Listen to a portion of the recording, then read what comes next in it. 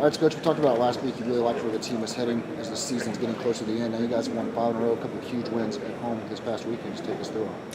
Yeah, we just like I've mentioned this all year. Like the girls, I mean, we have our issues with youth and just sometimes a leadership type thing of like people wanting to just take ownership of it.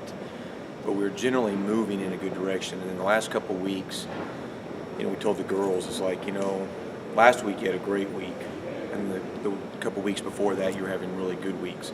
So everything's been building up, and it's just more of a buy-in. And so, we had a meeting Thursday. It's like, we've had these kind of moments before where there's an opportunity, we feel good about it, but then we let an opportunity slip. So the message was Thursday was, what are we going to do different to make sure that we're ready for an opportunity if it presents itself, which it did. So that was just neat because it really wasn't, it's just neat when you see the players really taking hold of things, and you just feel a lot more proud that things that you've been saying outside the X's and O's, people are starting to listen to, So, we unfortunately just, we got more banged up, and so there's things that we have to work through, and then the games don't get any easier, But because of this sort of trials and tribulation type of year, it's more cognizant. We're much more like, enjoy the weekend. We'll deal with stuff Monday. We're not gonna just move on as fast as we normally move on. We need to enjoy this. So it was fun, but it was cool because it was the players really just making a difference of not just going through the same thing. Because if anybody was at the match, the first sets of both matches started off how they always start off, up, and then we let them back in. And they're a good team, they don't need help.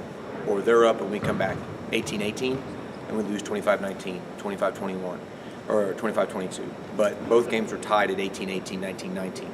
And so you're thinking, here we go again. So it was just neat. Girls really faced some demons this weekend, so I was happy for them. Do you think they're responding to adversity better than they have?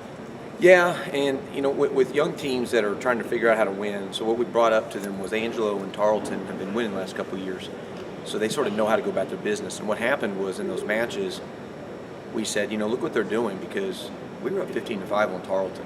We were up 18-10 at one point on them and Angelo, different sets. And I was like, look how they came back.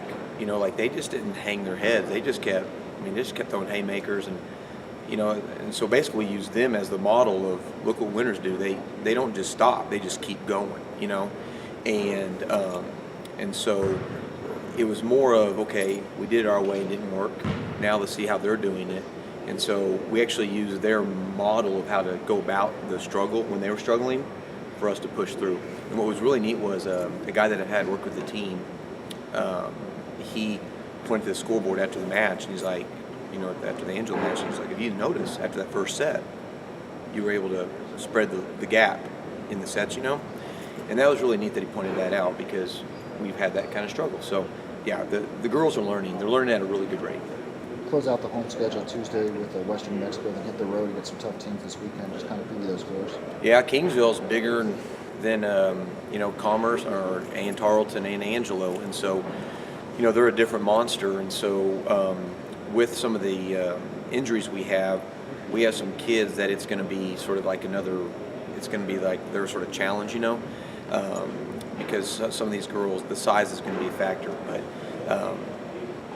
we'll see. I think today is we're just re-talking about reinvesting, and then after that, you go to Kingsville, and another big athletic team at home.